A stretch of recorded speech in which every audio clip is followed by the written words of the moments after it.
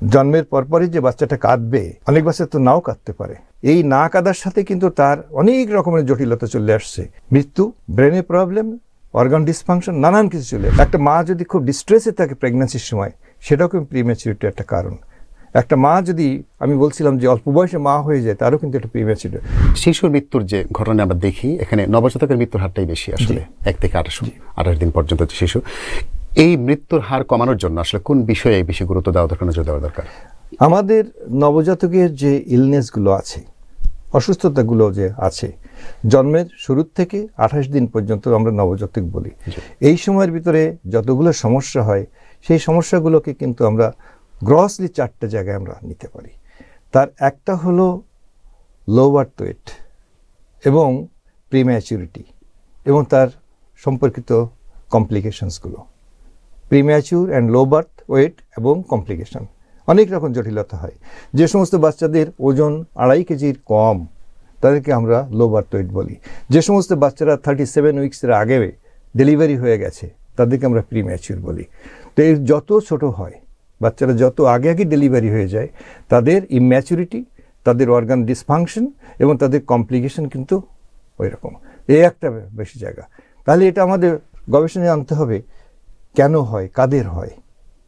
আজকে কিন্তু আমাদের টিনেজ প্রেগন্যান্সি, অল্প বয়সে মা হয়ে যাওয়া, এটাও কিন্তু একটা কারণ। দ্বিতীয় যে প্রবলেম যেটা হয়, সেটা হলো অ্যাসফেক্সিয়া। একটা বাচ্চা যখন মায়ের পেটের মধ্যে থাকে, তার কিন্তু শ্বাস নেওয়ার প্রয়োজন থাকে না। সে মায়ের কাছ থেকে অক্সিজেন নেয়, মায়ের রক্তের ভিতর দিয়ে কার্বন ডাইঅক্সাইড ডেলিভারি করে। কিন্তু যখনই একটা বাচ্চা জন্ম নেয়, তখন তার শ্বাস নেওয়ার দায়িত্ব কিন্তু তার উপরেই বর্তায়। তো সুতরাং আমরা চাই ডেলিভারির সাথে সাথে একটা বাচ্চা জোরে চিৎকার করে সে তার শ্বাসটা শুরু করবে। কোনো বাচ্চা যদি এটি না করতে পারে, ফেল করে, যেটাকে আমরা বলি পেরিনেটাল অ্যাসফেক্সিয়া, সেকেন্ড মোস্ট ইম্পর্ট্যান্ট কারণ। 3 নম্বর যেটা হলো নিউবর্ন ইনফেকশনস, নিওনাটাল সেপসিস বলি আমরা। এছাড়া জন্মগত ত্রুটি 4 নম্বর। তো এই যে জায়গাগুলো কিন্তু আমাদেরকে অ্যাড্রেস করতে হচ্ছে। এখন যদি আমি এই নিওনাটাল মর্টালিটি যদি আমি কমাতে চাই, তাহলে আমার কিন্তু অ্যান্টিনেটাল কেয়ার, এটা কিন্তু অত্যন্ত জরুরি। এবং যে কেয়ারের ভিতর দিয়ে একটা বেবি মায়ের পেটের মধ্যে পূর্ণাঙ্গভাবে বেড়ে উঠছে কিনা, মায়ের সাইকোলজিক্যাল, মায়ের সন্তুষ্টি, এই সময় মায়ের বিশ্রাম, মায়ের ফলো আপ, তাই না, এই জায়গাগুলো কিন্তু জোর দিতে হবে, যাতে করে একটা মা যদি খুব ডিস্ট্রেসে থাকে প্রেগন্যান্সির সময়, সেটাও কিন্তু প্রিম্যাচুরিটি একটা কারণ। একটা মা যদি, আমি বলছিলাম যে অল্প বয়সে মা হয়ে যায়, তারও কিন্তু একটা প্রিম্যাচুরিটি। তাহলে এই জায়গাগুলো কিন্তু আমাদের একটা বিশাল জায়গা আছে, যেখানে আমাদের অ্যাটেনশন দিতে হবে। এই মাটা প্রেগন্যান্সিতে কতবার সে অ্যান্টিনেটাল কেয়ারের গেল, তার ভ্যাকসিনেশনগুলো হয়েছে কিনা, সে নিউট্রিশনটা ঠিকমতো পাচ্ছে কিনা, সে প্রয়োজনীয় বিশ্রাম পাচ্ছে কিনা, তার মন মানসিকতাটা কি সন্তোষজনক আছে কিনা, এই বিষয়গুলো কিন্তু খেয়াল করতে হবে। দ্বিতীয় যে জায়গাটা হলো রিসাসিটেশন। জন্মের পরপরই যে বাচ্চাটা কাঁদবে, অনেক বাচ্চা তো নাও কাঁদতে পারে। তাহলে এই না কাঁদার সাথে কিন্তু তার অনেক রকমের জটিলতা চলে আসছে, মৃত্যু, ব্রেনে প্রবলেম, অর্গান ডিসফাংশন, নানান কিছু চলে আসছে।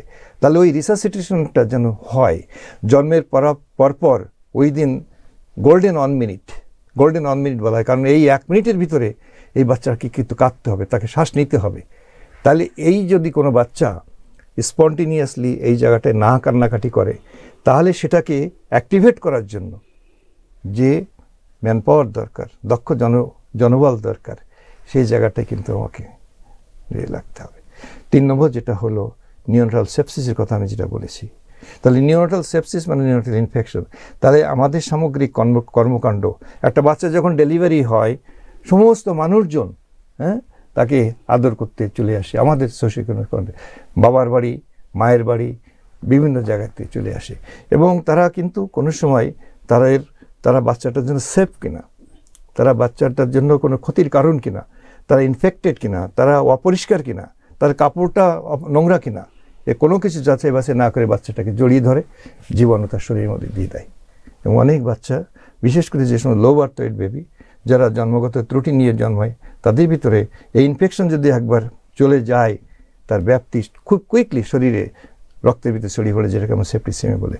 তাহলে আমাদের এই যে বিহেভিয়ারাল প্রবলেম, এই জায়গাটাকে অ্যাড্রেস করার জন্যে এই মানুষকে কিন্তু এর ভয়াবহতা সম্পর্কে আমাদেরকে জ্ঞান দিতে হবে, বলতে হবে যে আপনার এই কর্মকাণ্ড এই বাচ্চাটাকে কিন্তু মৃত্যুর মুখে ঠেলে দিচ্ছে। তাহলে এই 3টে জায়গা যদি আমরা ভালো করে খেয়াল করি এবং সেখানে অ্যাড্রেস করতে পারি, প্রোগ্রাম সেট করতে পারি, তাহলে কিন্তু আমাদের নিউবর্ন ডেথ কিন্তু কমে আসবে এবং আলটিমেটলি আন্ডার 5 মর্টালিটি কিন্তু কমে আসবে। আন্ডার 5 মর্টালিটি সিংহভাগই হলো নিওনাটাল ডেথ। আর যে কনজেন্টাল ম্যালফরমেশনস, যেগুলো অনেক বাচ্চা জন্মের সময় অনেক রকম ম্যালফরমেশন নিয়ে আসে, হার্টে প্রবলেম, মানে ব্রেনে প্রবলেম, লাংসে প্রবলেম, বিভিন্ন রকম জটিলতা নিয়ে চলে আসে।